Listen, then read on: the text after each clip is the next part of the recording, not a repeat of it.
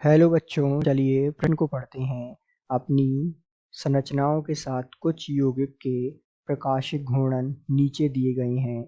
इनमें से किस में डी विन्यास होते हैं? आपको संरचना दी हुई है, संरचना 1, संरचना 2 और संरचना 3, और इसी के साथ विकल्प दिए हुए हैं। विकल्प ए है 1 2 3, विकल्प बी है 1 2, विकल्प सी है 2 3 और विकल्प डी है 3। तो आइए बच्चों, मुख्य अवधारणा को समझते हुए हम इस प्रश्न को हल करते हैं तथा विस्तार पूर्वक इस प्रश्न के बारे में समझते हुए सही विकल्प का चुनाव करते हैं।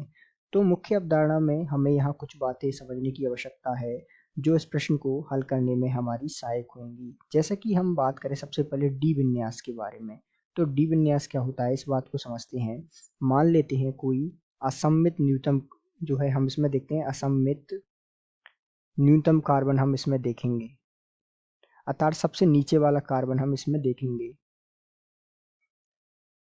वो जो है कैसा होना चाहिए, असममित, अर्थात उसके चारों समूह, अर्थात इस बात को हम इस प्रकार समझेंगे कि बी ए और सी, ये जो है 3 समूह है ए बी सी, और इससे जुड़ा है एक समूह ओ एच। तो डी विन्यास का मतलब यहाँ सीधा सा है कि ये जो समूह ओ एच है ये होना चाहिए एक तो दाएं दिशा में, ये जो है डी विन्यास का तात्पर्य है।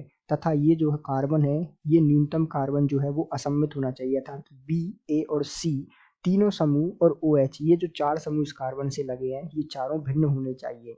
तो ये जो बात हम संरचनाओं में देखेंगे तथा इस सिद्धांत के अनुसार जो संरचनाएं होंगी वो कैसी होंगी, डी विन्यास युक्त संरचनाएं होंगी।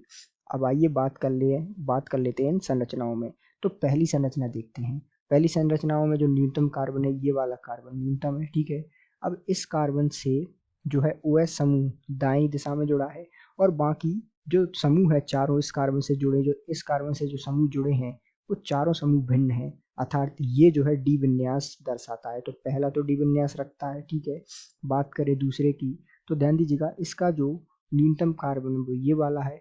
अब इससे ओ एच समूह दाएं दिशा में जुड़ा हुआ है बिल्कुल, और इससे जुड़े चारों समूह भिन्न है, तो ये भी डी विन्यास रखता है। इसी प्रकार तीसरे में हम देखते हैं कि ये जो कार्बन है वो न्यूनतम कार्बन है, ओ एच समूह दाएं दिशा में लगा हुआ है इस प्रकार, और चारों विन्यास जो है इसकी संयोजकता से जुड़े चारों जो समूह है वो भिन्न है, तो ये भी डी विन्यास रखता है। तो इस प्रकार हम कह सकते हैं कि 1 2 और 3 अर्थात तीनों संरचनाएं डी विन्यास रखती हैं। तो दिए गए प्रश्न का सही उत्तर विकल्प ए है।